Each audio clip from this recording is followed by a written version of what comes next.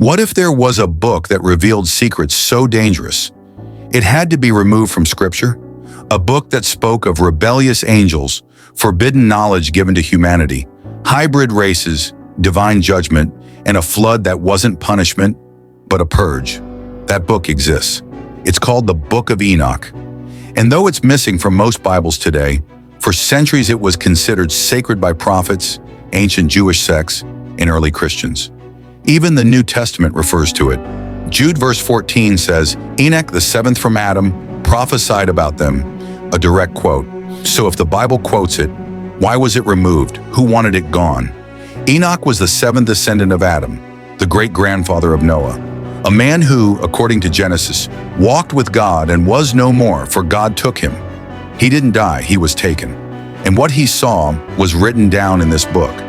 Enoch describes the heavens opening and a group of celestial beings descending to earth. They were not demons, they were angels, sent to watch over humanity.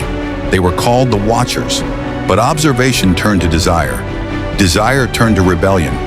120 angels made a pact on Mount Hermon. They swore to take human women, and they did. From that union came the Nephilim, giants, cruel and soulless. But the sin didn't stop there. The Watchers taught humans secrets they were never meant to know: astrology, alchemy, weapons, sorcery, beauty enhancement, metallurgy. Humanity advanced, but not in spirit. It was corrupted. The Nephilim ruled the earth, devouring men and animals, spreading chaos and violence. The cries of humanity reached the heavens, and divine justice was sent. The archangels, Michael, Gabriel, Raphael, Uriel, were ordered to act. The Nephilim would be destroyed. The Watchers would be bound in darkness, imprisoned until the final judgment, and humanity would be cleansed by a great flood. This story mirrors Genesis, but Enoch names the angels, details the sin, and reveals the strategy of divine response.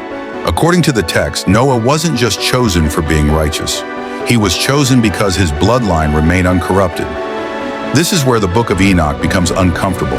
It talks about genetic manipulation, mixed bloodlines, technological knowledge from celestial beings, cosmic punishments, dimensional realms.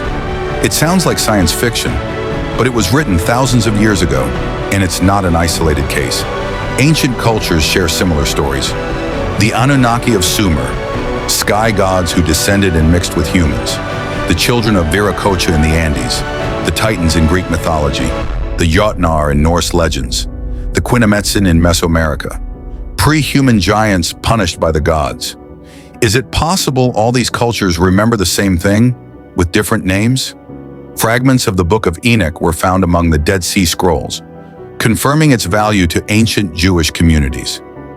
It was translated into Greek and later into Ge'ez, the sacred language of Ethiopia, where it remains part of the Bible to this day. So why was it removed from the rest of the world? Church fathers debated it. Some revered it, others feared it, because it didn't just hint at the spiritual realm, it described it in terrifying detail. It named the angels, exposed their sins, explained their punishments. It spoke of portals between realms, of burning prisons beneath the earth, of a chosen one, not just Noah, who would lead the righteous in the end times. It foretold the Messiah centuries before the birth of Jesus and described him in detail. Too much prophecy, too much clarity, too many questions. Eventually, the book was labeled non-canonical and erased from Western scripture. Not because it was false, but because it couldn't be controlled. But it didn't disappear. Its descriptions of fallen angels match stories from Mesopotamia, Egypt, and beyond. Its warnings about forbidden knowledge echo through Babylonian, African, and Mesoamerican myths. And its prophecies, some say they're happening now. Maybe that's why this book keeps coming back, because it doesn't feel like just a story. It feels like a warning, a record of what happened once, and what might happen again. You won't hear this in Sunday school, and you won't find it in most modern Bibles. But the Book of Enoch still speaks. The real question is, are we ready to listen? If this video opened your eyes, subscribe, share, and hit the bell. Because sometimes, the most important books are the ones they told us not to read.